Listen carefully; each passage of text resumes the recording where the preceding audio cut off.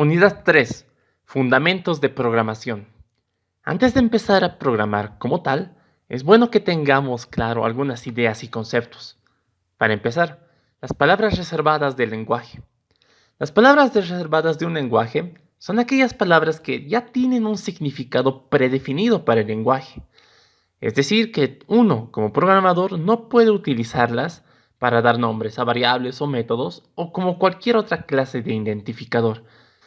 Entre las palabras interesantes está la palabra reservada package. Los paquetes en Java te sirven para darle una buena organización a tu aplicación.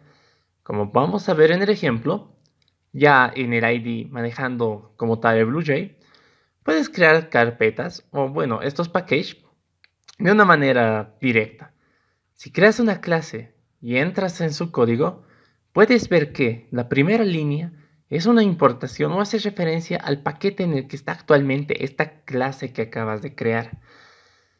Esto de los packages se ve y se nota de una manera más linda cuando haces ya proyectos de una manera más grande, en cómo modularizas y organizas cada clase o cada módulo de tu programa. Para seguir, tipos de datos. Los tipos de datos es la propiedad de un valor que determina su dominio. Por ejemplo, si uno habla de números, obviamente hay que utilizar alguna representación numeral o cuantitativa. En cambio, si haces referencia a palabras, lo más probable es que utilices letras de algún alfabeto. El tipo de dato es eso, especifica la naturaleza de los valores correspondientes a un dato. Respecto a los tipos de dato en Java, se define a grandes rasgos en dos grupos, primitivos y no primitivos. Los primitivos son aquellos que el lenguaje te provee como tal, es decir, que existen de una manera atómica. En cambio, los no primitivos son los que no son atómicos. Estructuralmente hablando, son clases, hablando ya netamente de Java, los tipos de dato primitivo que nos provee el lenguaje. Java como tal nos ofrece los siguientes tipos de dato. Cada uno, en este caso para la imagen, está separado según a su dominio. El tipo de dato boolean hace referencia a valores lógicos, solo puede tomar uno de dos valores, true o false. El char. El tipo de dato char te permite almacenar un carácter a la vez. El otro grupo para guardar lo que se refiere a números serían el byte, el short, el int y el long. Cualquiera de esos te permite guardar un entero con signo. Su diferencia, la capacidad, es decir, de qué rango a qué rango puede almacenar números. Por otra parte, también están el float y el double. Te permiten guardar números pero con parte decimal. Los tipos de datos no primitivos. En Java existe un tipo de dato especial que es el string, que si bien no es un tipo de dato primitivo, Java te permite utilizarlo como tal. Este tipo de datos nos va a servir para guardar palabras en general. Declaración e inicialización de una variable. La declaración de una variable sirve para indicar a tu programa que estás a punto de reservar espacio en memoria para guardar algo. En cambio, la inicialización de una variable es el momento en el que tú le das un valor concreto a esa variable que previamente declaraste. Formalmente hablando, su sintaxis es de la siguiente manera. Para declarar e inicializar a la vez una variable, necesitas indicar su tipo de dato, el nombre de la variable. El operador que se utiliza para la asignación es el operador igual.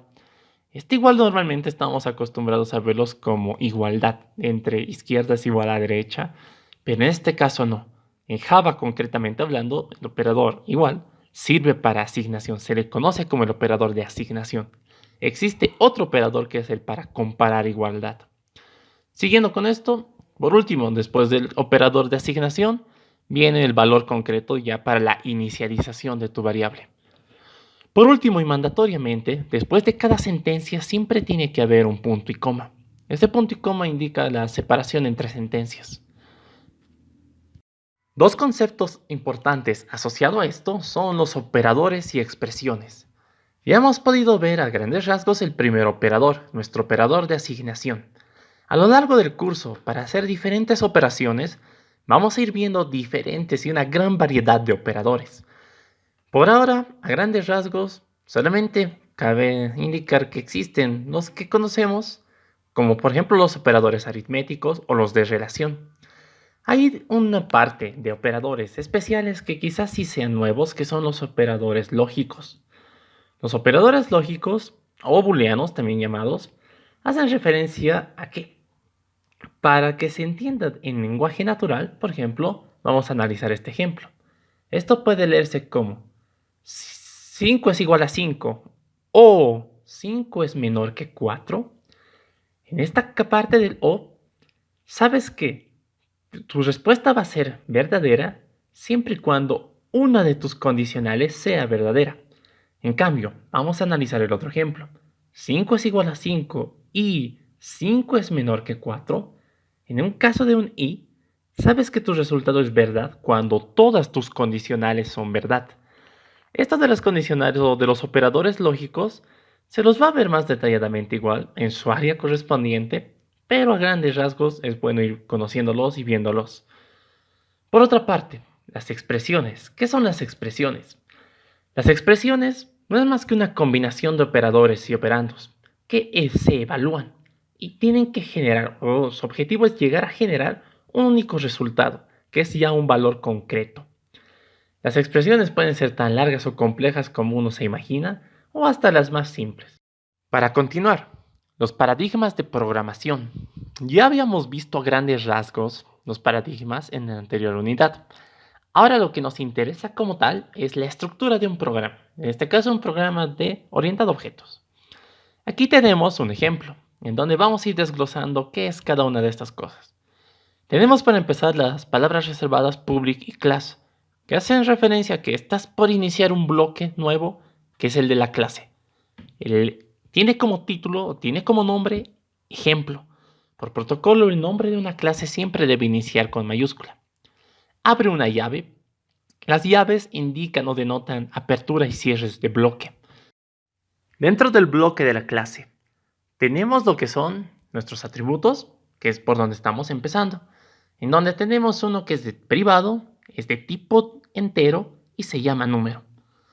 Un atributo no inicializa el momento en el que se lo declara. ¿Por qué? El encargado de darle valores iniciales a nuestros atributos siempre va a ser nuestro constructor, ya sea que le llegue un valor por afuera o que nosotros le demos un valor predeterminado. Ahora, pasando al constructor de la clase, su sintaxis es bastante particular. A diferencia de un método que vamos a explicar a continuación, un constructor no tiene un tipo de retorno. Sencillamente copia el nombre de la clase y, a partir de ahí, sí se comporta como un método normal. Es decir, puede recibir o no parámetros. Ahora, ¿qué es un parámetro? Un parámetro es aquello que va entre los paréntesis. En este caso tenemos un int valor. Un parámetro es un dato que necesita tu método para poder funcionar. Básicamente es un valor que le llega de afuera. Adentro, tiene una sola línea de instrucción, tiene una sola sentencia que es una asignación, en donde dices que tu atributo número quieres que guarde el valor de ese parámetro que te llegó, que también se llama valor. Continuando, un método, a diferencia de un constructor, sí tiene un tipo de retorno, y es este. Un tipo de retorno indica el qué está haciendo esta función en el sentido de qué me devuelve este método, qué es lo que yo gano al llamarlo. Un tipo de retorno puede ser cualquier tipo de dato, ya sea primitivo o no primitivo. Aquí nos encontramos con una palabra reservada bastante particular que es el return. El return indica que estás a punto de devolver este valor. ¿Qué valor? Lo que sea que esté a continuación del return. Un return ejecuta esa línea y todas las líneas debajo de ella son automáticamente ignoradas. Es por eso que, por buenas prácticas, solamente debería existir un return por método y debería ser la última línea de instrucción del mismo. Tenemos la comparación entre un programa que está hecho orientado a objetos y otro que no. Se puede denotar diferencias a simple vista. Por ejemplo, en la programación orientada a objetos es mandatorio tener siempre tus atributos, tus constructores o tu constructor y tus métodos. En la parte de la derecha se ve la programación estructurada y se nota que todo se hace dentro de un solo método. No tenemos un constructor como tal porque no está orientado a objetos y nunca creamos objetos.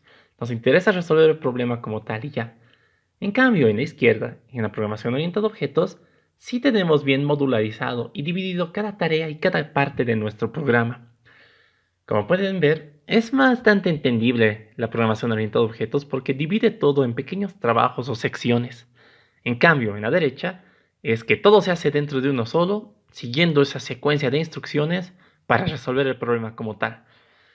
Para problemas grandes o ya más complejos, el hacer todo dentro de un solo método puede resultar dificultoso y bastante complicado. Ese Public Static Void Main particular que tiene, sí es algo que vamos a ver a futuro, pero vamos a verlo con su porqué, sus explicaciones y demás. Por ahora no nos interesa mucho esa parte de la sintaxis. Eso sería la comparación entre un programa orientado a objetos y uno que no está orientado a objetos.